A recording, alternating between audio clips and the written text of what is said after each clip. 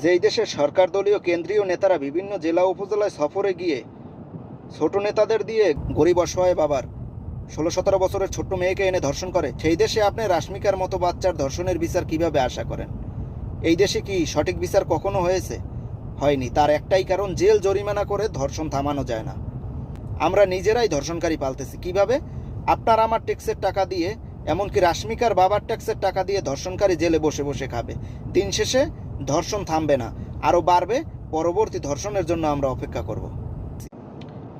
যেই দেশের সরকার দলীয় কেন্দ্রীয় নেতারা বিভিন্ন জেলা উপজেলায় সফরে গিয়ে ছোট নেতাদের দিয়ে গরিব অসহায় বাবার ১৬-১৭ বছরের ছোট্ট মেয়েকে এনে ধর্ষণ করে, সেই দেশে আপনি রাশ্মিকার মতো বাচ্চার ধর্ষণের বিচার কিভাবে আশা করেন?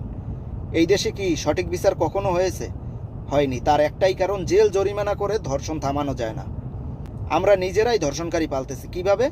আপনার আমার ট্যাক্সের টাকা দিয়ে, এমনকি রাশ্মিকার বাবার ট্যাক্সের টাকা দিয়ে ধর্ষণকারী জেলে বসে বসে খাবে।